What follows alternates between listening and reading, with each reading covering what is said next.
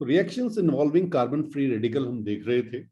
आज बेटा carbon free radical से रिलेटेड कुछ और रिएक्शंस, हेडिंग डाल लीजिएगा, free radical substitution reaction. Free radical substitution reaction, हाँ जी, सब्स्टिट्यूशन रिएक्शन, ठीक है। हाँ, इसमें हम देखेंगे फोटो हेलोजिनेशन, लिख लीजिए फोटो हेलोजिनेशन। अभी बता रहा हूं क्या क्या है हेलोजिनेशन ऑफ एल्केन। तो बेसिकली हम एल्केन की रिएक्शंस पे आ चुके हैं, केमिकल रिएक्शंस पे। तो फोटो हेलोजिनेशन ऑफ एल्केन, नाम से ही क्लियर हो रहा है कि हेलोजिनेशन हो रहा है और लाइट की प्रेजेंस में। तो सिंपली अगर हमारे पास मान लीजिए एक एल्केन है, RH हमने उससे लिखा है, इसकी हम रिएक्शन कराएं X2 के साथ, ठीक है। X हमारा हेलोजन है, तो फ्लोरीन, क्लोरीन, ब्रोमीन, आयोडीन कुछ भी हो सकता है। और ये किसकी प्रेजेंस में कराई हमने? लाइट की प्रेजेंस में। तो ये हमें देगी RX और साथ में HX बनेगा, ठीक है। अच्छा, एक इसको जो है एग्जाम्पल के उस पर भी देख लेते हैं, जहां पे हम अपना एक कंपाउंड ले रहे हैं CH4, ठीक है। मान लीजिए मीथेन मैंने ले ली, मीथेन की मैंने रिएक्शन कराई Cl2, क्योंकि ऊपर मैंने वेरिएबल के टर्म्स में लिखा हुआ है, कुछ भी हो सकता है, X की जगह फ्लोरीन, क्लोरीन, ब्रोमीन हो सकता है। अब मैं यहाँ पे X को मैंने क्लोरीन मान लिया, R को मैंने CH3 ले लिया, ठीक है। इसको मैंने रिएक्ट कराया, क्या होगा? यहां से क्लियरली आपको दिख रहा है ये CH3Cl, ऊपर वाली रिएक्शन में बस वैल्यू रखनी है, मैकेनिज्म अभी देखेंगे, HCl ये बन जाएगा, ठीक है। चलिए, अब ये तो समझ में आ गया, लेकिन ये हुआ कैसे, कहां पे कार्बन फ्री रेडिकल बना, क्या चीज हुई? तो अब बात करेंगे इसके मैकेनिज्म की। ये तो रट्टे की चीज हो गई कि भाई ऐसा अगर हो रहा है तो ये होगा, लेकिन अब आगे भी तो कहानियां हैं, क्वेश्चन तो इससे थोड़ी मिलेंगे सीधे सीधे। बिल्कुल, ये तो हमने आपसे कहा कि ऐसा हो रहा होगा, वहां पे 2 डिग्री कार्बन आएगा, 3 डिग्री, तो वो सब चीजें समझने के लिए मैकेनिज्म का पता होना जरूरी। तो जब हम मैकेनिज्म की बात करेंगे तो इसमें बेटा लिखिएगा स्टेप 1।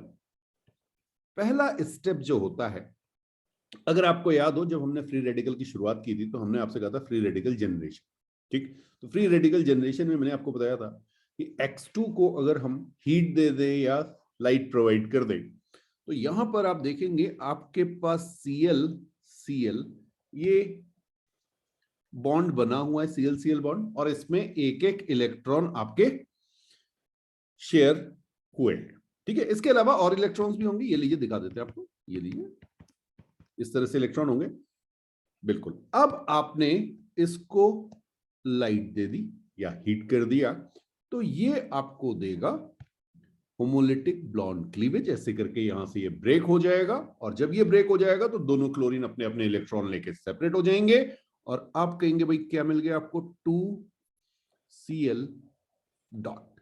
ये आपके क्या बन गए? रेडिकल जनरेट हो गया। कौन सा रेडिकल जनरेट हो गया? Chlorine radical. समझ में आया? तो ये आपका स्टेप 1 हो गया, इसे आप कहेंगे चेन इनिशिएशन स्टेप।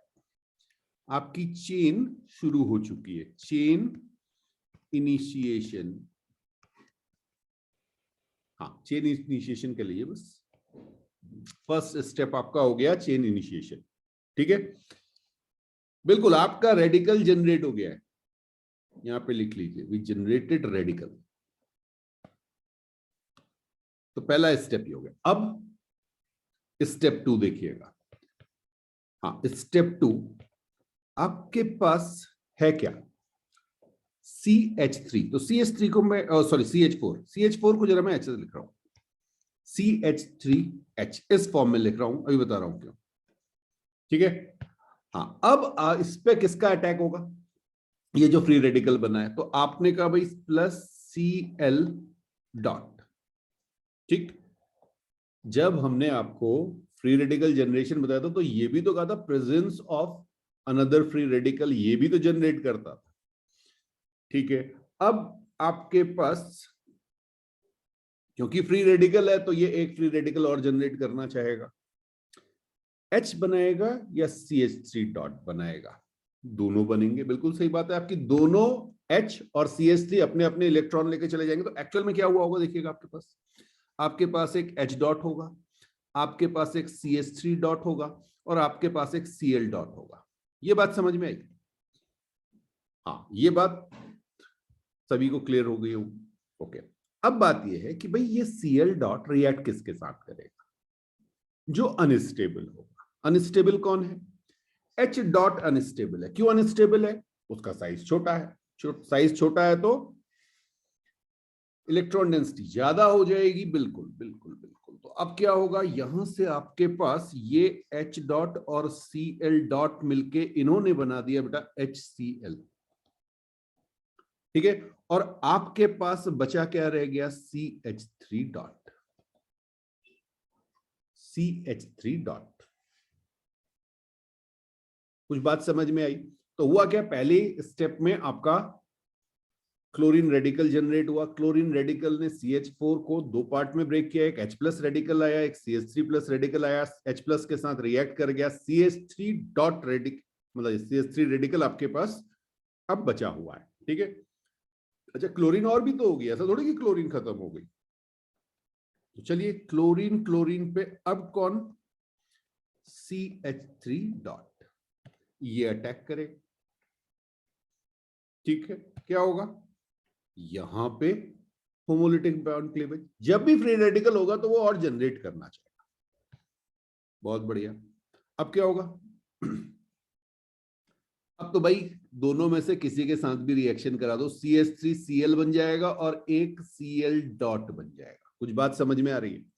अब देखिए बड़ी इंटरेस्टिंग सी चीज है। ऊपर आपने जहां रिएक्शन देखी होगी वहां पे CH3Cl बन रहा था, प्रोडक्ट हमारा था। ये हमारा प्रोडक्ट है, ये हमारा प्रोडक्ट हो गया बेटा। तो हमारे पास प्रोडक्ट भी बन रहा है और Cl डॉट भी बन रहा है। ये Cl डॉट फिर से क्या करेगा? ये देखो ये वाली रिएक्शन, अरे CH4 और है उसको फिर से, तो ये आगे बढ़ाएगा चेन को। बिल्कुल सही सही है। ठीक है, तो इसको क्या कहेंगे? इसको कहेंगे चेन प्रोपोगेशन। चेन प्रोपोगेशन क्या नाम हो जाएगा सेकंड स्टेप का? Chain propagation. ये चेन को आगे बढ़ा रहा है।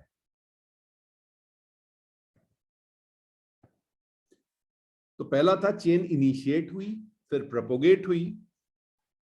बहुत बढ़िया। अब स्टेप 3, स्टेप 3 देखिएगा। स्टेप 3 होता है भाई, ये सारी चीजें हो रही है तो आपके पास अब कौन कौन से हैं? Cl डॉट है, CH3 डॉट है और कौन सा है? अच्छा यही दोनों, दो टाइप के फ्री रेडिकल है, दो टाइप के फ्री रेडिकल है। ठीक है, देखो यहां पे क्या होगा, Cl dot plus Cl dot, ये दोनों मिलेंगे और ये क्या बना देंगे? Cl2। कुछ बात समझ में आई? फिर है आपके पास CH3 डॉट और CH3 डॉट, ये दोनों मिलेंगे क्या बना देंगे? CH3-CH3, इथेन बन गया। ओके, और एक आपके पास CH3 डॉट और Cl डॉट, ये कंबाइन होके CH3Cl बना देंगे। ये जो लास्ट स्टेप है ये आपका क्या कहलाएगा? Chain termination. यहां पे सब खत्म हो जाएगा, Cl के साथ, CH3 के साथ और CH3Cl के साथ। बात समझ में आ रही है? तो ये आपका थर्ड स्टेप चेन टर्मिनेशन। यहां पे आपकी रिएक्शन रुक जाएगी जब ये सब कंबाइन कर जाएंगे। तो 3 स्टेप में हमने किया, लेकिन एक चीज का हमेशा ध्यान रखिएगा, जब भी ये रिएक्शन चल रही हो तो आप हमेशा प्रेफरेंस जो है वो फ्रेश मॉलिक्यूल पर अटैक को देंगे। ये जो फ्री रेडिकल आपका बन रहा है, हाँ, इसका अटैक फ्रेश मॉलिक्यूल पे कराएंगे तो ज्यादा। जैसे Cl डॉट, ये वाली रिएक्शन बिल्कुल एंड में होगी, ये लास्ट है, ये भी एंड में हो। Cl डॉट कहां जाके अटैक करेगा? CH4 पे, फ्रेश मॉलिक्यूल पे।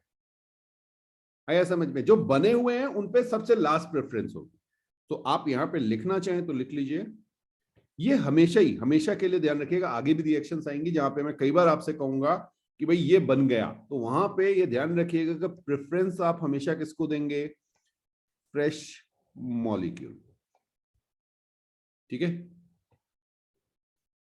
तो कोई भी फ्री रेडिकल फ्रेश मॉलिक्यूल पे अटैक करेगा, उसको आप प्रेफरेंस देंगे। तो ये हमने क्लोरीन के साथ रिएक्शन देख ली। अब बेटा ध्यान रखिएगा, ये जो इसको क्या कहेंगे, क्लोरीनेशन, क्लोरीनेशन ऑफ एल्केन। बहुत फास्ट प्रोसेस है, बहुत फास्ट प्रोसेस है और एक्सक्लूसिव भी होता है। हाँ, इसीलिए जनरली इसको डार्क में, हाँ लाइट बहुत कम, डिफ्यूज लाइट कहते हैं। यस, तो आप लिखना चाहो तो लिख लीजिए, chlorination of alkene, chlorination of alkane is very fast and explosive। ठीक है, तो इसको आप जनरली डार्क में करते हैं, डार्क और डिफ्यूज लाइट। हाँ, अंधेरे में ही करना सफिशिएंट, जो आपका नॉर्मल टेम्परेचर है उतने पे ही ये कार्बन फ्री रेडिकल दे रहा होता है। ठीक है, मतलब Cl डॉट आपको मिल जाएगा, Cl डॉट मिल जाएगा, Cl डॉट आपका कार्बन फ्री रेडिकल जनरेट कर देगा। ये समझ में आया? अच्छा, एक और प्रिकॉशन लिया जाता है, आप क्या करते हो, डाइल्यूटिंग विद N2। हाँ, N2 के साथ आप इसे डाइल्यूट कर देते, क्लोरीन, फ्लोरीन को भी कर सकते हैं। जैसे एक रिएक्शन और दिखाऊंगा आपको, चलिए देखिए, CH4 प्लस F2 फ्लोरीन, ये तो हाईली रिएक्टिव है। ठीक है, इसको आपने किया इन डार्क और इन प्रेजेंस ऑफ N2। ठीक है, ये आपको क्या दे देगा, CH3F, ये आपको पता है। अब ये डार्क और N2 ये किसके लिए किया गया बेटा, ये रिएक्शन को कंट्रोल में करने के लिए किया गया, to control the reaction. Basically N2 आपके F2 के कंसेंट्रेशन को रिड्यूस कर देती है। आया समझ में? बिल्कुल, इसे नोट कीजिए, फिर आगे बात करते हैं। अब बेटा एक मैं आपको जनरली एग्जाम में जो प्रॉब्लम आती है उसके बारे में कुछ बता रहा हूं। मान लीजिए, आपको एक एग्जांपल ले रहा हूं, आपसे कहा गया CH4 प्लस Cl2 और यहां पे आपको HNu ये दिख, ठीक है, और आपसे कुछ नहीं बताया गया आपको कि कौन एक्सेस में है कौन नहीं है, कुछ कुछ और नहीं कहा गया। तो हमेशा ध्यान रखिएगा, यहां पर आपकी जो रिएक्शन होगी उससे आपके पास जो प्रोडक्ट बनेगा वो CH3Cl प्लस HCl बन जाएगा। ठीक है, बिल्कुल, आप चाहें तो इसे केस 1 कह सकते हैं, मैं यहां पे लिख देता हूं आपके लिए, केस 1। और केस 1 में when nothing is mentioned, nothing is mentioned, note कर लीजिएगा, ये बड़ी हेल्प करेगा आपके एग्जाम में। ठीक है, हाँ, फिर आप कहते हैं कि सर ये वाला कैसे बन गया और आपने तो ये बताया था। नहीं, मैं सारी चीजें आपको बता रहा हूं। बिल्कुल, केस 2 देखिएगा, केस 2, केस 2 में मैं आपसे कह रहा हूं मैंने एक्सेस CH4 ले लिया है, CH4 एक्सेस में। ठीक है, अब CH4 प्लस Cl2, यहां पे मैंने इसको HNu दिया, ये भी मेरा बनेगा CH3Cl प्लस HCl। बात समझ में आई? हाँ, ये तब जब मैंने CH4 एक्सेस में लिया। लेकिन मुझे ऐसा भी तो मिल सकता है कि मैं आपसे कहूं कि Cl2 जो है वो एक्सेस में हो, तो केस 3 नोट कर लीजिए, यहां पे ही सबसे ज्यादा गड़बड़ होती है। अब मैं आपसे कह रहा हूं एक्सेस में मेरी क्लोरीन है। ठीक, तो देखिए एक एग्जांपल और देख लेते हैं। मेरे पास है CH4 प्लस Cl2 और Cl2 मेरी एक्सेस में है। अब बड़ी कॉमन सेंस की चीज है, जरा सोचिएगा क्या होगा। क्या आपने कहा, आपने यहां पे हिट दी, चलिए मैं यहीं पे लिख दूं माइनस HCl, पहला स्टेप तो सेम रहेगा, आपके पास CH3Cl बन चुका है, बन गया। लेकिन अभी आपके पास क्लोरीन और है, तो अब क्लोरीन क्या करेगी, क्लोरीन और फ्री रेडिकल जनरेट करेगी। तो Cl2HNu के साथ फिर से आपका एक HCl निकलेगा और ये आपके पास बन जाएगा CH2Cl2। कुछ बात समझ में आई? अरे एक H को रिप्लेस कर रहा है ना Cl, यही तो हो रहा है। ठीक, फिर क्या होगा? और आगे बढ़ाइए, Cl2H न्यू। फिर क्या होगा? एक H को और गायब करेगा, CHCl3 बन जाएगा। और फिर आपके पास अभी और Cl2 है, H न्यू। ये क्या बना? CCl4। तो लाइट की प्रेजेंस में, हाँ एक चीज का ध्यान रखिएगा, क्लोरीन एक्सेस में है, इसका मतलब ये नहीं होगा कि सबका सब CCl4 बन जाएगा, नहीं। ये मिक्सचर ऑफ प्रोडक्ट होगा। हमें नहीं पता Cl2 कितनी है मेरे पास, है ना? तो ये आपका क्या होगा? Mixture of product, mixture of product. हाँ, इसमें CCl4 भी होगा, इसमें CHCl3 भी होगा, इसमें CH2Cl2 भी होगा, और इसमें CH3Cl भी होगा। सारे के सारे प्रेजेंट होंगे। कुछ बात समझ में आई? तो थोड़ा सा ध्यान रखिएगा कि क्या आपको क्वेश्चन में दिया गया है। CH3Cl हमेशा, कुछ मेंशन नहीं किया तो आंख बंद करके CH3Cl लिख दीजिए। एक्सेस CH4 है तो भी लिख दीजिए, लेकिन अगर एक्सेस Cl2 के दिया तो फिर आपके पास ये सारे प्रोडक्ट्स बन रहे होंगे।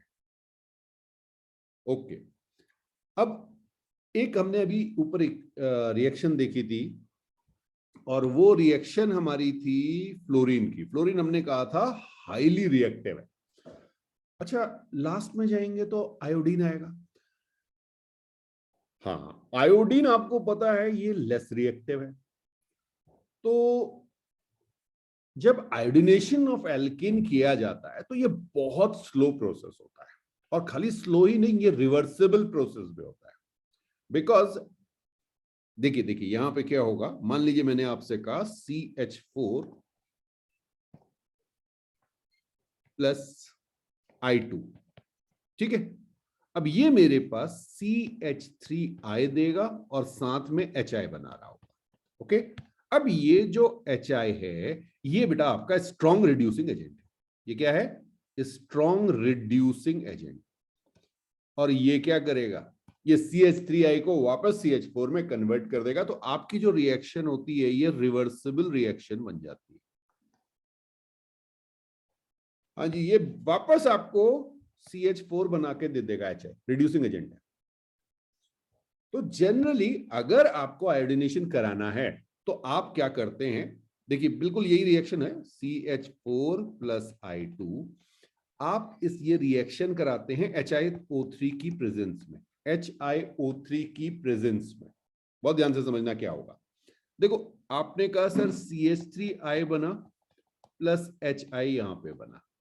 अब ये HI क्या करता है? ये HI रिएक्ट करता है HiO3 के साथ, और ये आपको दे देता है H2O plus I2।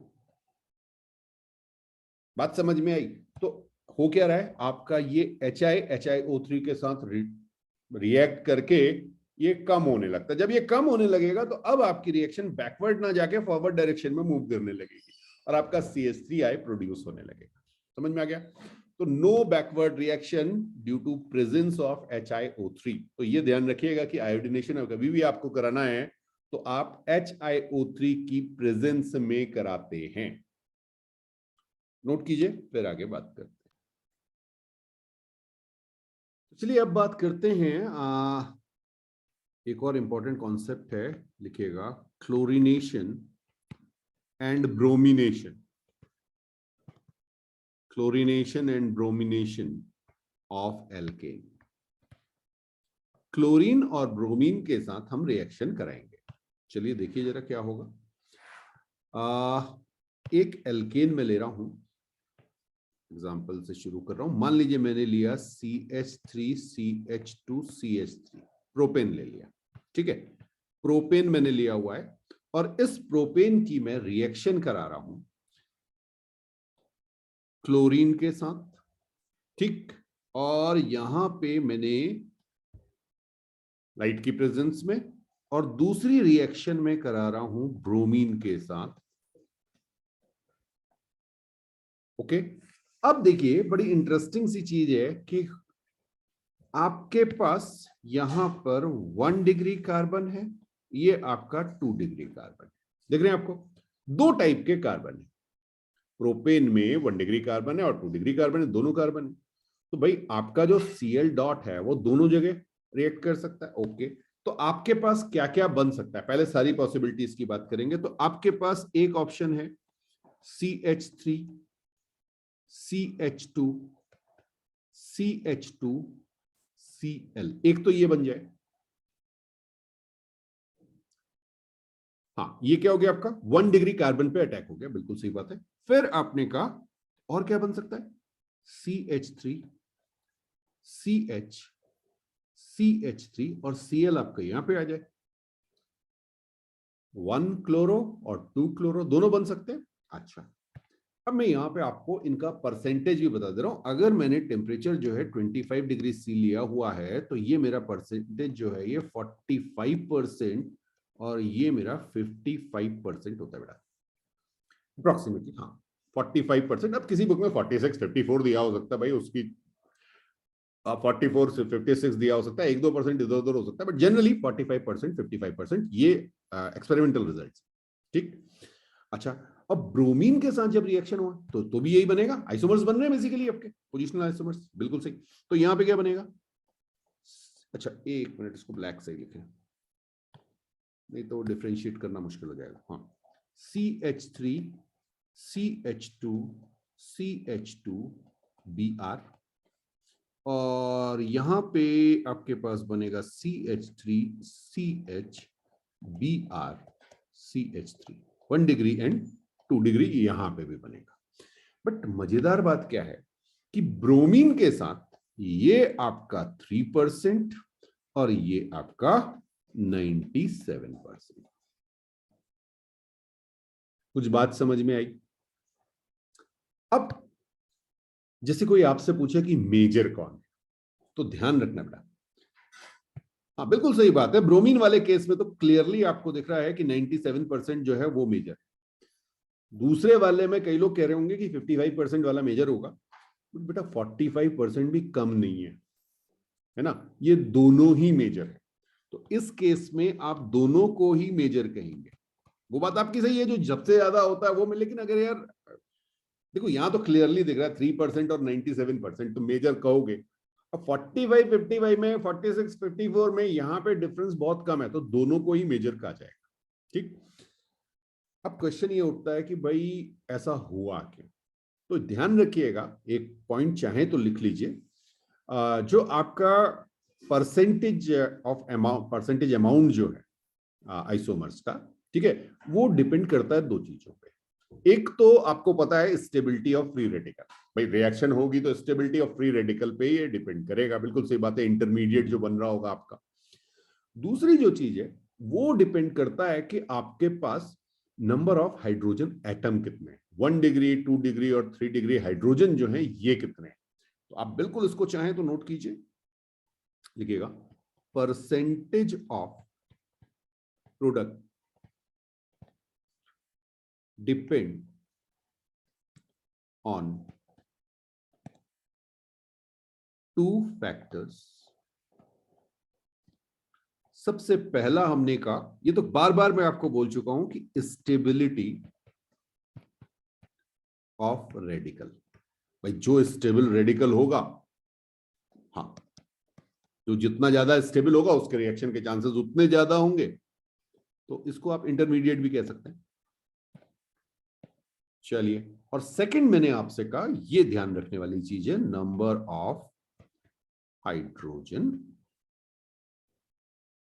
Atom, 1 degree 2 degree 3 degree. ठीक है, जैसे अगर आप इसी केस में लेंगे, आप 1 डिग्री हाइड्रोजन कितने, 1 डिग्री हाइड्रोजन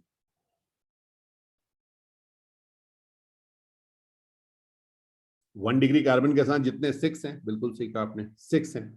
ठीक है, और 2 डिग्री कितने, 2 डिग्री हाइड्रोजन जो है वो 2 है। कुछ बात समझ में आई? तो इन पे भी ये डिपेंड करेगा।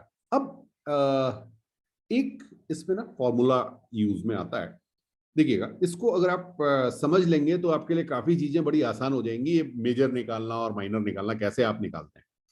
तो तीन चीजें हैं। एक है आपका रेट। बेटा, रेट को हम जनरली डिनोट करेंगे आर से, ठीक है। एक हमारे पास होगा परसेंटेज अमाउंट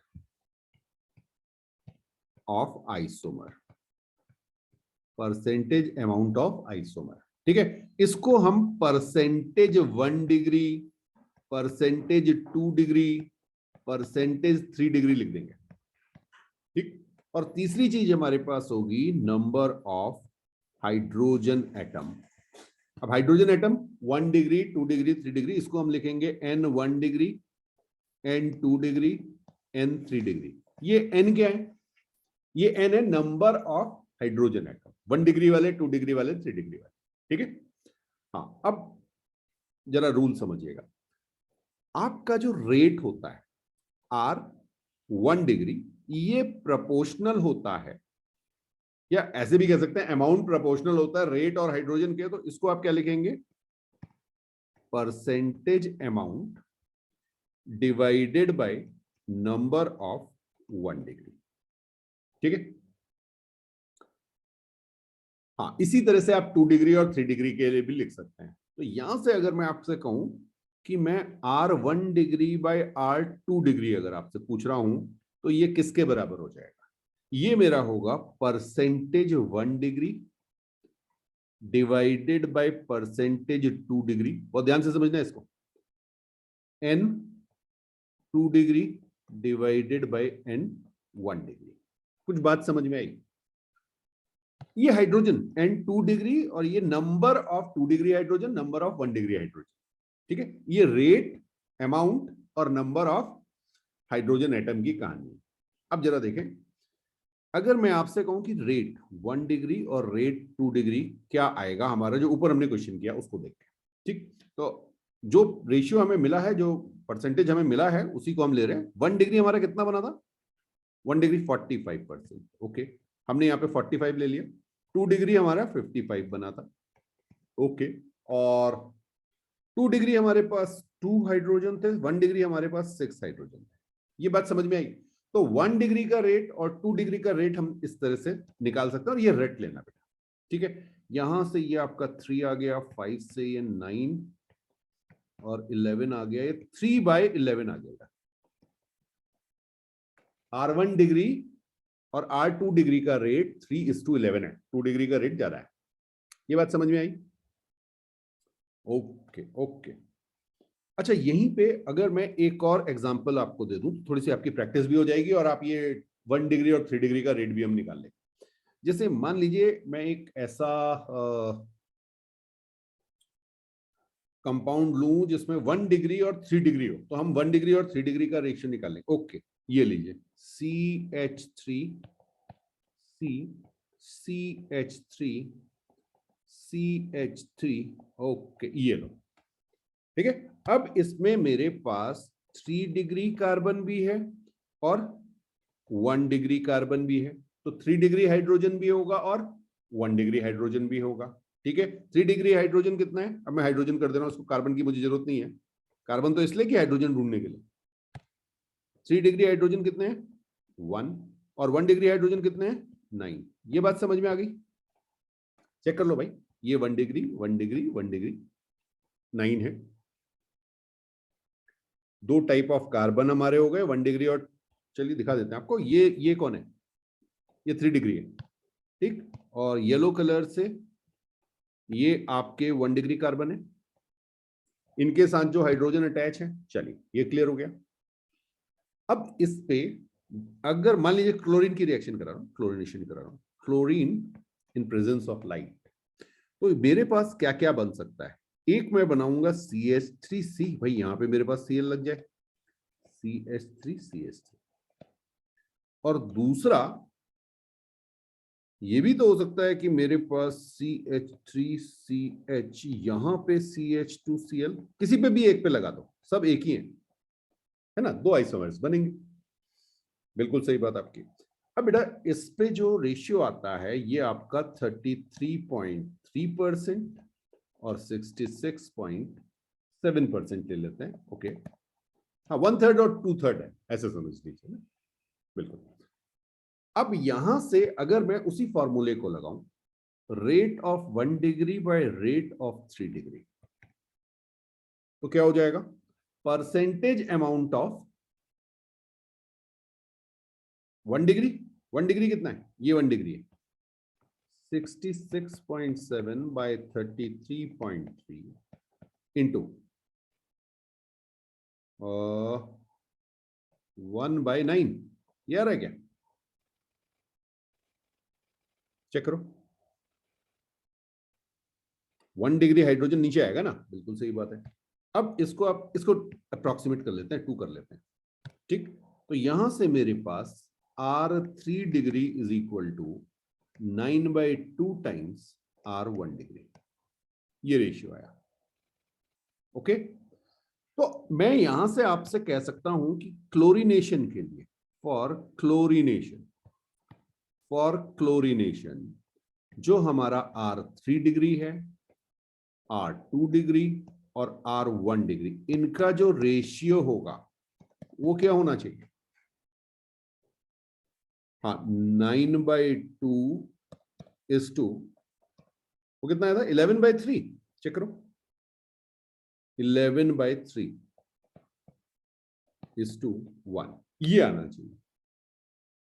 या इसको आप ऐसे भी याद कर सकते हैं यार, 4.5 ये आ गया, ये आपका जाएगा 3.7 इज टू 1, ये रेशियो आता है आपका, 1 इज टू 3.7 इज टू 4.5।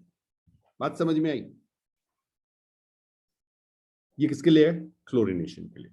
अब बिल्कुल ऐसे ही आप ब्रोमिनेशन के लिए भी निकाल सकते हैं। ये किसका रेशियो निकाला है हमने? ये रेट, किस रेट पे ये रिएक्शन हो रही होंगी, 1 डिग्री पे, 2 डिग्री पे, और हाँ, इसको रिलेटिव रिएक्शन रेट भी कहा जाता है, ठीक है। This is relative reaction rate, relative reaction rate.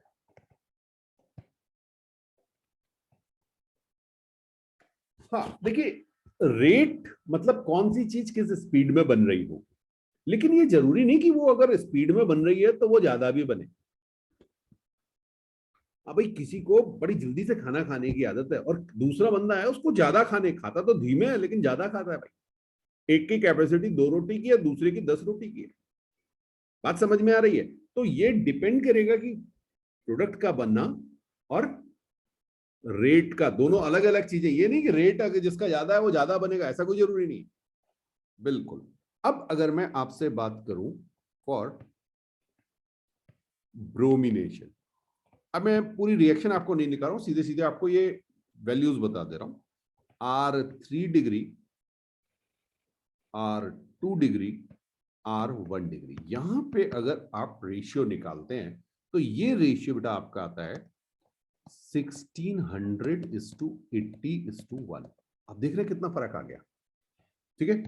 अब क्वेश्चन ये जरूर आता है कि भाई ब्रोमिनेशन में ऐसा क्या हुआ कि ये 3 डिग्री वाला रेट इतना ज्यादा हो गया। कुछ भी हो जाए, ब्रोमिनेशन जब भी आपसे कहा जाए तो भाई यहां पर 3 डिग्री अगर रिएक्ट कर रहा है तो 3 डिग्री वाला ही मेजर होगा, ठीक है। लेकिन क्लोरीनेशन में 1 डिग्री वाला हो रहा है। आपको दिख रहा है ना परसेंटेज अमाउंट कितना बन रहा है? 66.7, दोनों ही मैंने कहे थे, लेकिन हाँ इस वाले केस पे 66.7, तो अगर मैं आपसे कहूं दोनों में से एक बता दो कोई, तो आपको 1 डिग्री का मिलेगा। भाई मेजर बोलना ही है आपको, कुछ ना कुछ कहना ही है, वैसे तो दोनों ही मेजर है, बहुत ज्यादा डिफरेंस नहीं है रेशियो में, 1:2 का है, ठीक है। बट अगर मैं कहूं दोनों में से एक को मेजर बोलना ही है तो आप इसको मेजर बोलोगे ना, ये मेजर हो गया। तो यहां पे 1 डिग्री मेजर है क्लोरीनेशन में, जबकि ब्रोमीन में 3 डिग्री मेजर है। तो ऐसा क्यों? लिखिएगा, ये क्वेश्चन बहुत पूछा जाता है, इंपॉर्टेंट है concept.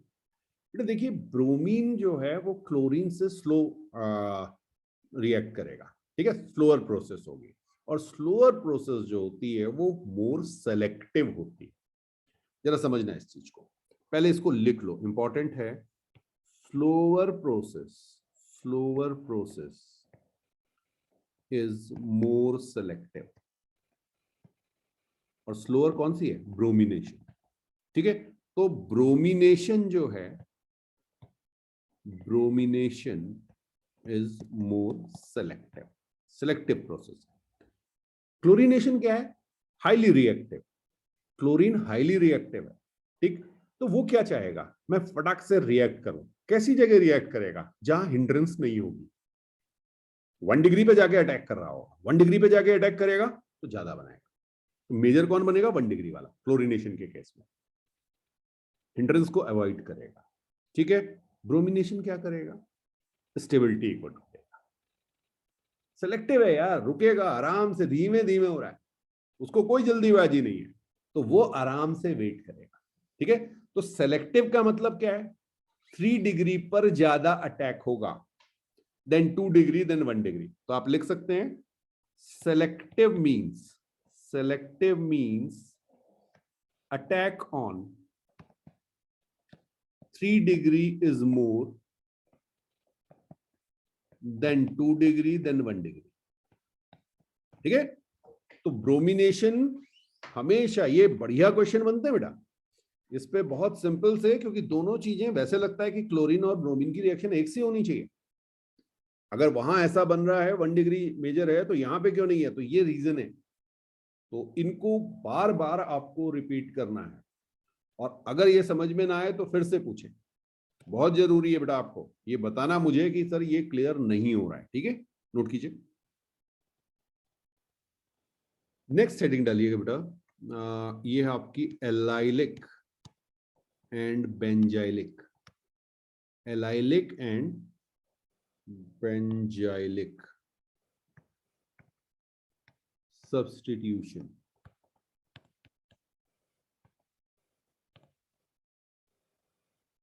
Reaction. Allylic and benzylic. जब हमने बेसिक ऑर्गेनिक केमिस्ट्री पढ़ी थी उस समय हमने इसकी बात की थी, ठीक है। इसमें नंबर 1 लिखिएगा, halogenation.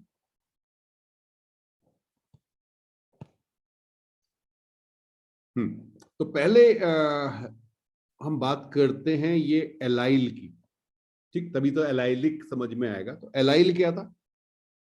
CH2 double bond CH2, और ये मेरे पास बॉन्ड यहां पे था, ये मेरा था एलाइल, याद आया।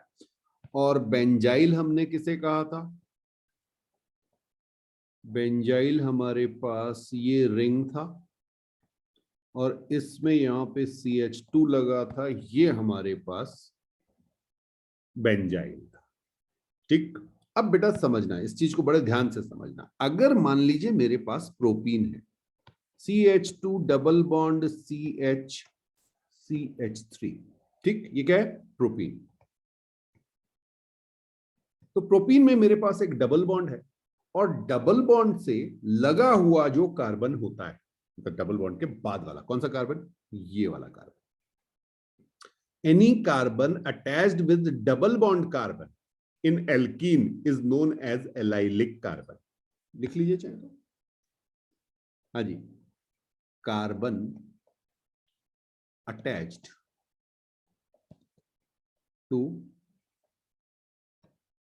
Double bond carbon in alkene, इसको आप कहेंगे एलाइलिक कार्बन, ठीक है।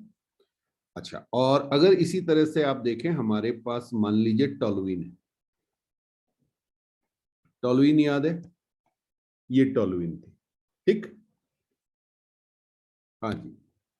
तो अगर बेंजीन रिंग के साथ कोई कार्बन अटैच है, प्लीज ध्यान रखिएगा, रिंग के अंदर नहीं होना चाहिए, रिंग के बाहर, बेंजीन रिंग से अटैच्ड कोई कार्बन, तो any carbon attach to benzene ring, इसको लिखिएगा एनी कार्बन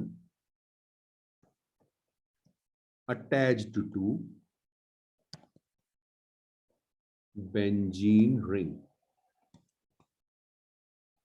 ठीक, इस बेंजाइलिक कार्बन। समझ में आया? तो पहले तो ये समझना है हमें कि भाई हमारे पास एलाइलिक और बेंजाइलिक कार्बन कहां पे हैं। ओके, तो अगर हम टोलुइन में से एक H हटा दें, कौन से वाले में से? जो बाहर CH3 है उसमें से, तो हमारे पास ये हमारा क्या बना, बेंजाइल। हाँ, तो यहीं से आया बेंजाइलिक कार्बन और एलाइल से आया एलाइलिक कार्बन। ये बात समझ में आई। अब अगर मैं यहां पर फ्री रेडिकल बनाऊं, कार्बन फ्री रेडिकल, इस कार्बन पे एक डॉट आ जाए, इस कार्बन पे एक डॉट आ जाए, सोचिए। चलिए दिखाते हैं आपको। अच्छा, पहले उससे पहले एक चीज और, ठीक है। मान लीजिए मैंने आपसे कहा मेरे पास एक ये लीजिए, हाँ, इसमें कितने एलाइलिक कार्बन, देखिएगा। सबसे पहले क्या करना है, सी डबल बॉन्ड सी ढूंढिए। सी डबल बॉन्ड सी में आपने कहा सर इससे लगा हुआ एक ये कार्बन, एक ये कार्बन, दो कार्बन है, तो आपके पास 2 एलाइलिक कार्बन हो गए। ये बात समझ में आई। 2 एलाइलिक कार्बन आपने कहा, लेकिन दोनों कार्बन सेम नहीं है बेटा, ध्यान रखना। ये 1 डिग्री है और ये 2 डिग्री है, ये सब आगे यूज में आएगा, ठीक है। तो ये दोनों कार्बन जो है मेरे, ये डिफरेंट हैं दोनों एलाइलिक कार्बन, लेकिन दोनों एलाइलिक कार्बन डिफरेंट है, एक 1 डिग्री है, एक 2 डिग्री है।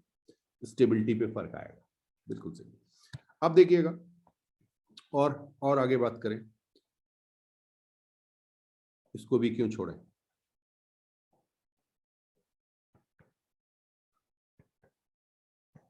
ये लो। यहां पर मेरे पास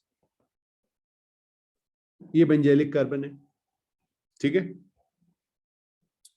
मैं CH2 भी लिख सकता, CH2 CH3 लिख सकता था, मैंने वहां पे बॉन्ड दिखा दिया आपको, ओके। अगर ये है तो ये मेरे पास कैसा है, 2 डिग्री का, यहाँ तो एक ही है, यहाँ पे तो एक है, तो एक बेंजेलिक कार्बन है और वो कैसा है, 2 डिग्री कार्बन। 2 डिग्री कार्बन कैसे है भाई, एक कार्बन इधर लगा, एक इस साइड लगा, तो जितने कार्बन के साथ अटैच है उतनी डिग्री हो गई उसकी, ठीक है। बिल्कुल। तो अब जरा सी एक एग्जांपल देखें। हाँ, मान लीजिए मैंने आपसे कहा कि मेरे पास CH2 double bond CH3 plus chlorine, temperature मैंने ले लिया 250 डिग्री से, ठीक है। तो इसमें आपका, पहले मैं प्रोडक्ट बता देता हूं आपको, CH2 डबल बॉन्ड CH2Cl, ये प्रोडक्ट बनता है। और ये मेरा क्या आया, एलाइल क्लोराइड।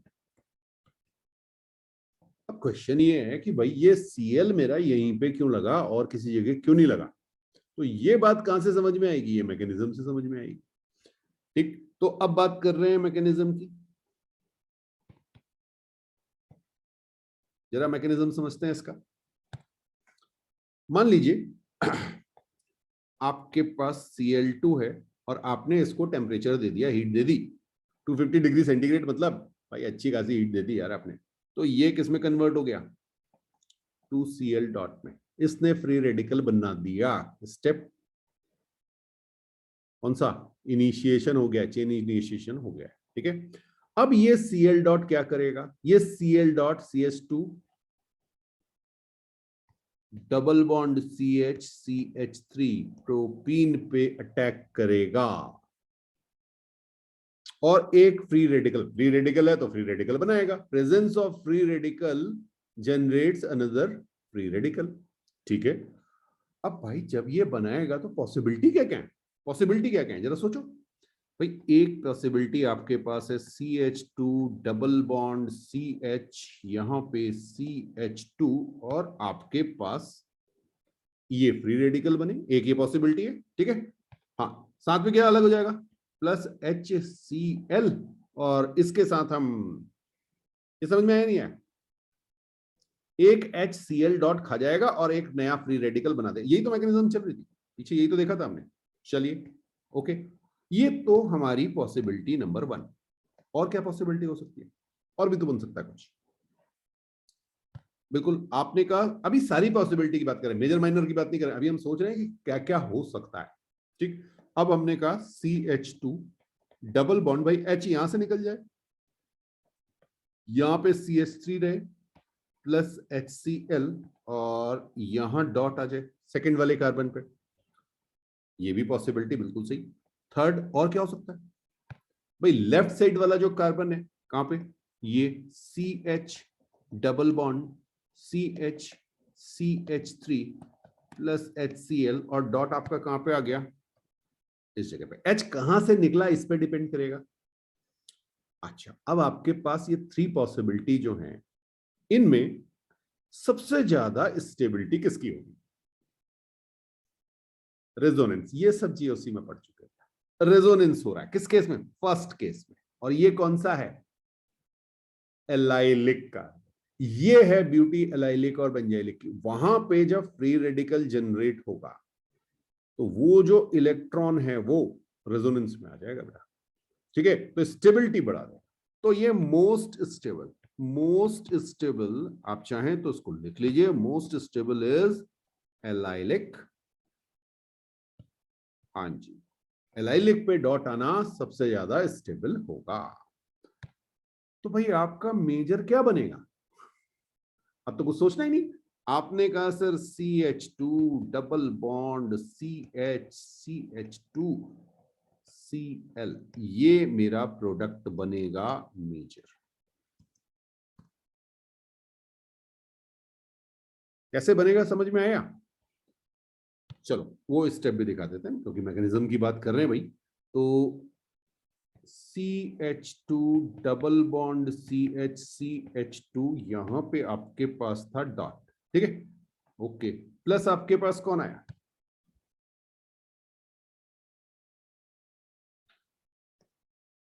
Cl डॉट से मत करा देना, खत्म हो जाएगी वहीं पे रिएक्शन। क्या कहा था, प्रेफरेंस जो है वो नए मॉलिक्यूल को मिलेगी बेटा। Cl डॉट तो वो तो टर्मिनेशन स्टेप है, तो ये Cl पे अटैक करेगा और ये आपका बनाएगा CH2CH, यहाँ पे डबल बॉन्ड CH2Cl, ठीक है, और एक आपके पास क्लोरीन रेडिकल जनरेट हो गया। समझ में आया, क्लोरीन फ्री रेडिकल, बिल्कुल सही बात है, ठीक है। हाँ, आप देखिए आंसर वही आना, आप कहोगे sir CH2 double bond CH2 dot plus Cl dot, अगर हमने रिएक्ट करा दिया तो यहां से भी तो ये बनेगा, अरे वहीं खत्म हो जाएगी कहानी। CH2 double CH double bond CH2Cl, बिल्कुल सही बात है आपकी, ये बन रहा होगा, लेकिन टर्मिनेशन हो गया यार, ये तो खत्म हो जाएंगे, Cl डॉट भी खत्म और वो वाला भी खत्म। तो ये लास्ट में होगा रिएक्शन, तो ये भी होगी लेकिन ये एंड में होगी, प्लीज ध्यान रखिएगा। अभी हम प्रोपोगेशन करा रहे हैं, प्रोपोगेशन में आपका Cl डॉट का बनना जरूरी, तभी तो वो आगे बढ़ाएगा चेन रिएक्शन को। क्लियर है, ओके। तो ये सारे पॉइंट्स हैं। देखिए आंसर सही आना एक चीज होती है और दूसरा है आंसर दोनों ही केसेस से करोगे तो वही आएगा, लेकिन आपको ये चीज क्रिस्टल क्लियर होनी चाहिए कि भाई मेरी रिएक्शन कैसे आगे बढ़ रही है, तभी आपको ऑर्गेनिक में क्लैरिटी आएगी। अब बेटा टोलुइन की हमने रिएक्शन करा दी Cl2 के साथ, हीट दे दी साथ में, ठीक है। अब हो सकता है आप आंसर याद करें, लेकिन मैंने आपसे शुरू में ही कहा था कि आपको इंटरमीडिएट याद होने चाहिए, बीच में क्या बन रहा हो, ठीक है।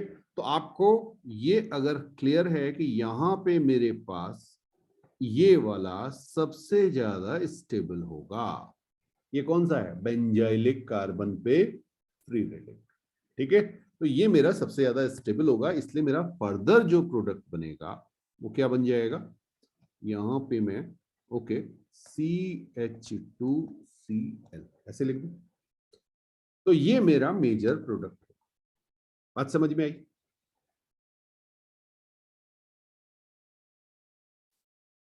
तो एलाइलिक कार्बन और बेंजाइलिक कार्बन पे बेस्ड ये हमने एक रिएक्शन देखी, और आगे देखेंगे, बिल्कुल नेक्स्ट हेडिंग डालिएगा, reaction with NBS, reaction with NBS लिखिएगा, N ब्रोमो सक्सिनेमाइड, N ब्रोमो सक्सिनेमाइड, ठीक है। अब देखिए बड़ी टेढ़ी मेढ़ी चीजें होती हैं। अभी आप पढ़ रहे हैं, शुरू में तो आप कहेंगे सर ये तो याद ही नहीं हो रहे, तो बेसिकली आपको ये अभी बहुत ज्यादा कुछ याद करने की जरूरत भी नहीं है। आपको बस ये याद रखना है कि एनबीएस अगर कहीं पे लिखा हो तो वो आपको बी आर डॉट दे रहा होगा। NBS is a convenient source of bromine radical, बस इतना ध्यान रखना। ठीक है, हाँ इसको बना भी लीजिए बेटा, वैसे आगे के लिए तो बनाना ही पड़ेगा ना। ये आपके पास एनबीआर, ठीक है। एनबीएस का मतलब ये आपको बी आर डॉट दे रहा होगा बस, और कुछ नहीं। बाकी रिएक्शन आप सब समझ चुके हैं। तो अगर मैं आपसे कहूं, देखिए एग्जांपल क्वेश्चन मिलेंगे कैसे आपको। CH2 डबल बॉन्ड CH3, ये मेरे पास प्रोपीन है। क्लियर, प्रोपीन मैंने यहां लिख दिया एनबीएस, रिएक्शन करा दी एनबीएस के साथ। क्या होगा, सबसे पहले जैसे ही प्रोपीन देखो भाई, आपको यह समझ में आना चाहिए कि मेरे पास एलाइलिक कार्बन है। एलाइलिक कार्बन है तो मेरे पास जो फ्री रेडिकल जनरेट होगा, यहां से एनबीएस कौन देगा, एनबीएस से बीआर डॉट जनरेट होगा, बीआर डॉट से एक free radical, carbon free radical generate होना है। वो कहां पे होगा, एलाइलिक कार्बन पे होगा। ठीक है, तो मेरे पास प्रोडक्ट क्या बनेगा, CH2 double bond CH, CH2Br। कुछ बात समझ में आई? ओके, बिल्कुल इसी तरह से अगर मैं आपको टोलुइन दे दूं, ये लो जी, और यहां मैंने लिख दिया एनबीएस।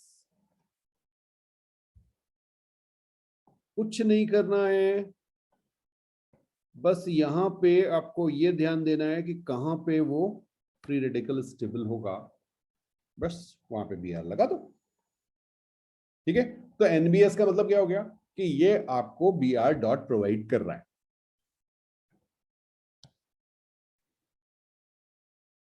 नेक्स्ट हेडिंग डालिएगा, formation of saturated hydrocarbon alkane by unsaturated hydrocarbon.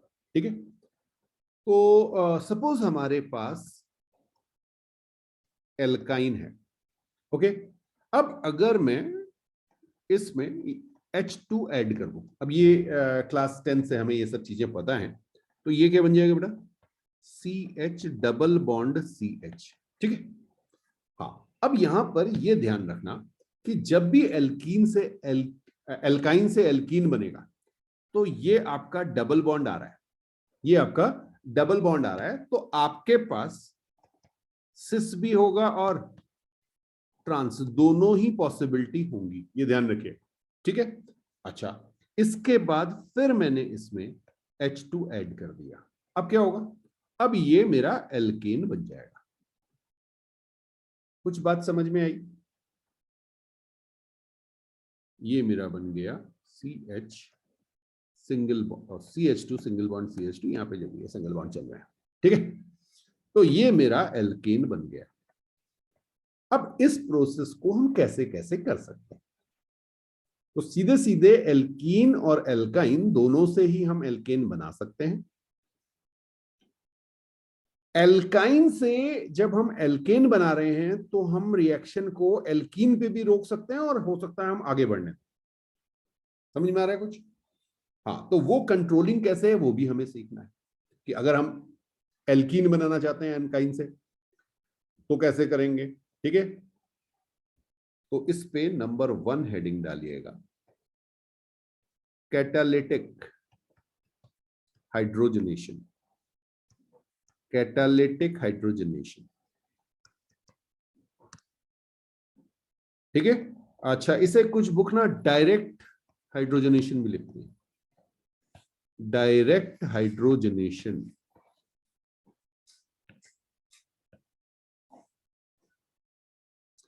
अब देखिए, मान लीजिए मेरे पास CH2 double bond CH2 alkene है कोई, क्लियर है। अब मैं पीटी ले लूं, निकिल ले लूं, पीडी ले लूं, 350 डिग्री सेंटीग्रेड। ये क्या है, ये मेरे कैटलिस्ट है, ये मेरे कैटलिस्ट है। हाँ, इसमें आपको प्लेटिनम, निकेल, पैलेडियम कुछ भी दिया जा सकता है। ठीक है, ये सब कैटलिस्ट है, कोई भी एक, कोई भी एक, तीनों होने जरूरी नहीं, कोई भी एक हो। अब देखिएगा यहां पे CH2 CH2 और यहां पे मेरे पास H और H। हुआ क्या? बेसिकली मेरा ये एक बॉन्ड ब्रेक हुआ और H और H मेरे अटैच हो गए। ठीक है, तो बिल्कुल आप कह सकते हैं कि पाई बॉन्ड ब्रेक होके H और H अटैच हो गए। अब यहां पर हमें एक चीज समझनी जरूरी है कि भाई ये कैटलिस्ट की जरूरत क्या पड़े। तो कैटलिस्ट का रोल है ये टेम्परेचर को डाउन करना। देखिए वो पाई बॉन्ड वैसे भी ब्रेक हो सकता था, वहां पे H अटैच हो सकते थे, लेकिन ये रिएक्शन जो है बहुत हाई टेम्परेचर पे होती है। तो बेसिकली कैटलिस्ट क्या कर रहा है? रिएक्शन के टेम्परेचर को रिड्यूस कर रहा है। रिएक्शन तो होगी लेकिन बहुत हाई टेम्परेचर। ठीक, तो कैटलिस्ट का काम क्या है कि 350 डिग्री सेंटीग्रेड पे ये रिएक्शन करा दे। अब ध्यान रखिएगा कि इसमें आपके पास सिन एडिशन होता है। सिन एडिशन मतलब दोनों H सेम साइड से आके लगते हैं, एक ही तरफ से एडिशन हो रहा है, सिन एडिशन। हाँ, अब सिन या एंटी हम कभी भी जो है वो थ्योरेटिकली नहीं बता सकते बेटा, हम तभी बता पाएंगे जब हमें मैकेनिज्म पता हो। ठीक, अब मैकेनिज्म समझना जरूरी है, तो जरा देखें कि मैकेनिज्म है क्या। ये निकेल हमने यूज क्यों किया? तो ये जो आपके पास निकेल है बेटा, ठीक है, मान लीजिए निकेल है हमारे पास, इसमें क्या होता है कि हाइड्रोजन जो है वो यहां पर एब्जॉर्ब हो जाती है। एक्चुअली ये इसके लिए एक टर्म होता है एड्सॉर्प्शन, आपने पढ़ा होगा पहले। एड्सॉर्प्शन क्या होता है? सरफेस जो है वो केवल एब्जॉर्ब करे, आउटर लेयर। ठीक, तो सरफेस क्या करती है? H2 को एब्जॉर्ब कर लेती है। अब हाइड्रोजन यहां पे मेरे पास इस फॉर्म में HH, बात समझ में आई? हाँ, तो ये NiPD इनकी सरफेस पे HH आ जाता है। बात समझ में आ रही है? तो अब जरा देखते हैं, यहां पे मैकेनिज्म लिख रहा हूं मैं, CH2 डबल बॉन्ड CH2, ये मैंने आपका लिखा प्लेटिनम निकल palladium, CH2 double bond CH2, यहां पे मैं आपको समझाने के लिए ये दिखा रहा हूं, और ये मैंने डॉट से अपने H दिखाए हुए। ठीक है, ये H इस तरह से ये एब्जॉर्ब हो गए होंगे। अब क्योंकि ये एब्जॉर्ब है तो ये एक ही साइड से तो रिएक्ट करेंगे, एक इधर से आएगा, एक उल्टी साइड से नहीं आ सकता ना भाई, एक नीचे से एक ऊपर से ऐसे नहीं आ सकता। ओके, तो अब यहां पर देखिए होता क्या है, आपके पास बनता है CH2, ये जो बॉन्ड है ना आपका पाई बॉन्ड, ये ब्रेक हो रहा है। लेकिन ये सारी चीजें, पाई बॉन्ड ब्रेक होना, H ब्रेक होना, H का C के साथ कंबाइन होना, ये सारी चीजें एक ही स्टेप में हो रही होती है। तो यहां पे होगा क्या, जरा देखिएगा, CH2 एक बॉन्ड ऐसे दिखाएंगे आप, और जो बॉन्ड फॉर्म हो रहे हैं या ब्रेक हो रहे हैं उनको आप डॉटेड लाइन से दिखाएंगे। तो आपने कहा सर ये डॉट, ये डॉट, ये H, ये H, ये बॉन्ड फॉर्म हो रहे हैं, ये बॉन्ड फॉर्मेशन है, BF लिख दिया मैंने। ठीक है, और ये वाला भी मैंने डॉट से दिखाया क्योंकि ये बॉन्ड ब्रेक होगा, फाइनली ये बॉन्ड ब्रेक होगा। ठीक है, और एक यहां पे पाई बॉन्ड था, इसको भी मैं आपको लिख रहा हूं, ये भी बॉन्ड ब्रेक होगा। तो जहां पे बॉन्ड ब्रेक हो रहा है वहां पे मैंने BB शॉर्ट में लिख दिया, और जहां बॉन्ड फॉर्मेशन है वहां पे मैंने BF लिख दिया। क्लियर है? ये मेरी क्या है? ये मेरी है ट्रांजिशन स्टेट, और इसे कहते हैं four member cyclic transition state. एक साइकिल बन चुकी है, 4 मेंबर साइक्लिक ट्रांजिशन स्टेट। इस साइकिल में कितने मेंबर हैं?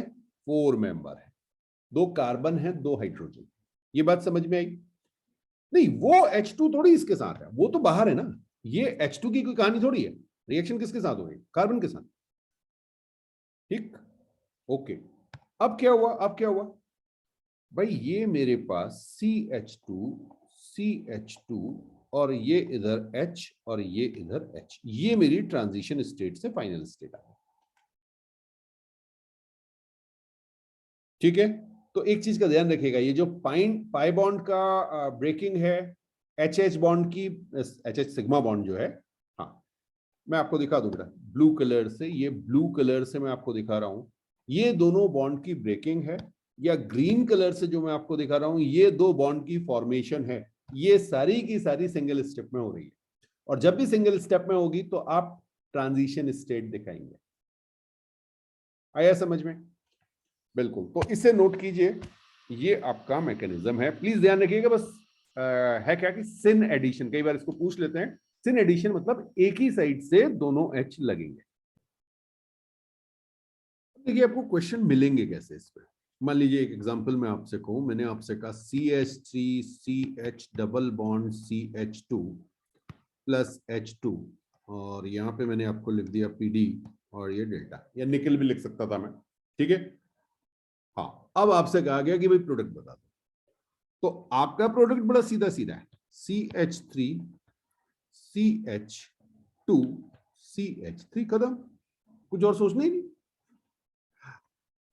हाँ, लेकिन ये आपके दिमाग में होना चाहिए, कहीं पे क्वेश्चन पूछ सकता है। कहां पूछेगा, देखिए कैसे पूछेगा। आपसे कहेगा CH2 double bond CH, okay CH2 ही करते हैं, चलो CH2 ही करते हैं, और साथ में अगर मैं आपसे कह दूं कि भाई मैंने D2 के साथ रिएक्शन करा, ठीक है, ओके।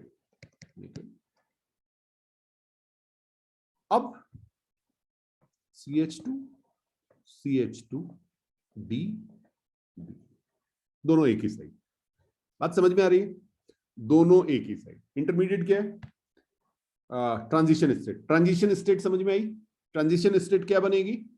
ये आपकी बनेगी CH2 CH2, ये बॉन्ड, यहां पे डॉट D, यहां पे डॉट D, यहां पे डॉट, और एक डॉट यहां पे।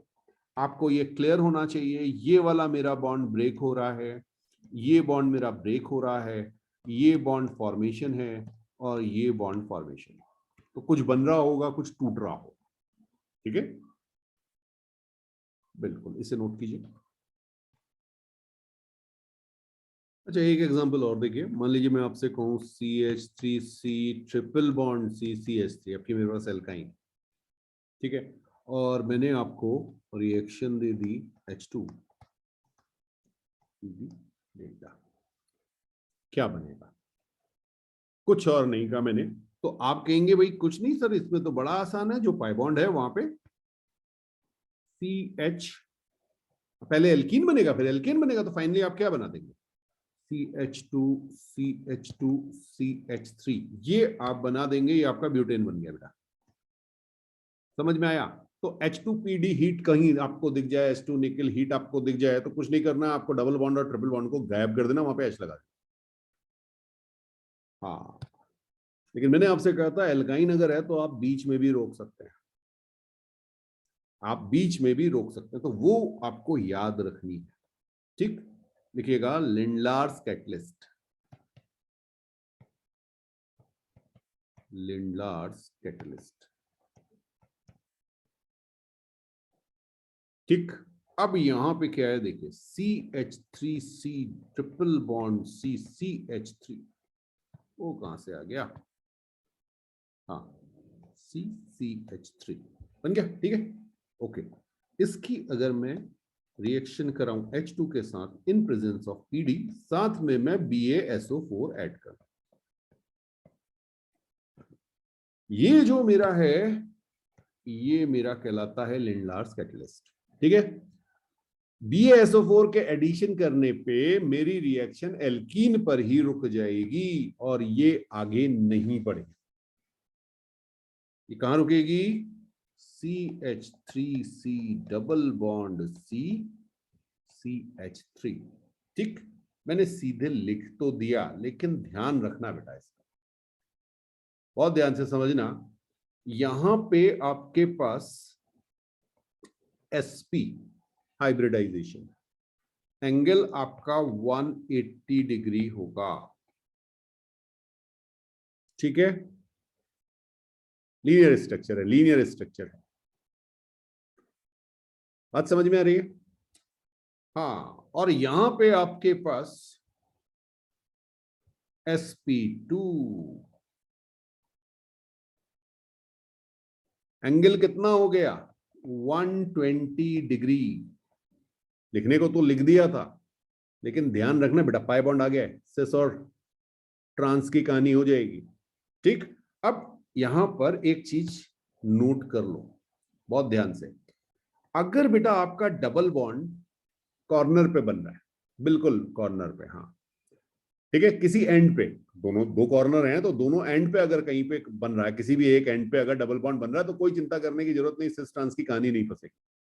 लेकिन अगर आपका डबल बॉन्ड कहीं भी बीच में आ रहा है तो फिर आपको ये सिस और ट्रांस कंसिडर करने पड़ेंगे और क्वेश्चन एकदम से चेंज हो जाता है, जैसा इस केस पे हो। यहां पे बेटा ध्यान रखना कि आपका क्या हो सकता है, सी डबल बॉन्ड सी, यहां पे CH3 और इधर क्या होगा H और H। ये क्यों आया, क्यों आया?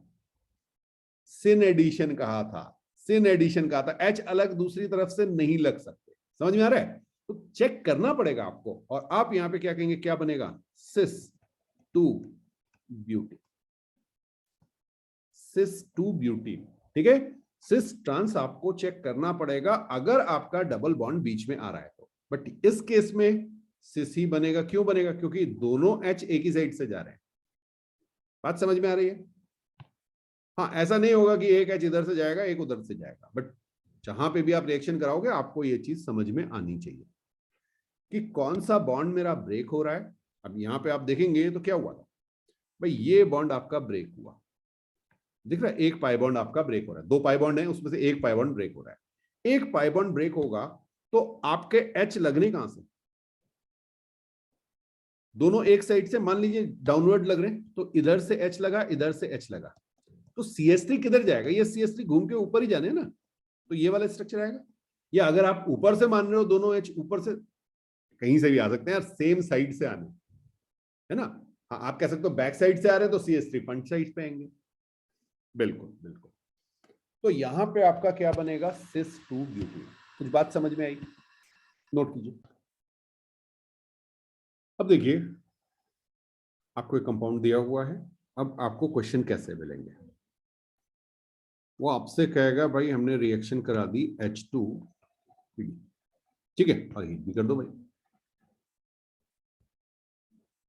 हाँ जी, क्या बनेगा, प्रोडक्ट क्या होगा? क्या कहता हमने, एल्काइन को अगर आप H2PD के प्रेजेंस में हीटअप करेंगे तो ये आपको C 5 कार्बन है ना, ओके, ये दे देगा, पेंटेन बना के दे देगा। अच्छा, ये क्वेश्चन थोड़ा सा चेंज होकर कैसे पूछा जाएगा, वो आपसे कहेगा H2PD आपके पास वन इक्वलेंट H2 है।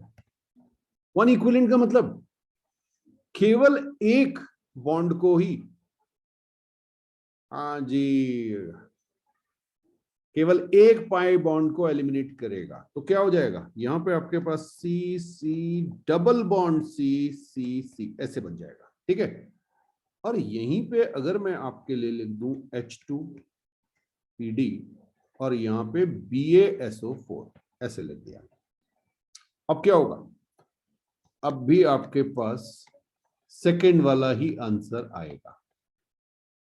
क्लियर है? अब देखिए, इस केस में आपके पास जो ये पाई बॉन्ड आ रहा है वो बीच में बन रहा है। ठीक है, तो आपको सिस और ट्रांस चेक करना पड़ेगा। आपको पता है भाई आपका H और H ऐसे करके बनेगा। ठीक है, तो ये कार्बन किधर जाएगा, ऊपर, ये भी किधर जाएगा, ऊपर।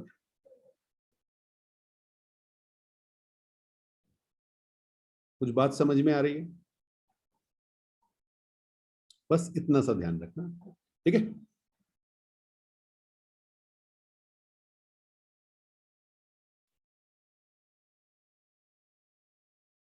ओके, तो आज यहां पर कंप्लीट करते हैं। नेक्स्ट क्लास में इसी को थोड़ा सा आगे और बढ़ाएंगे।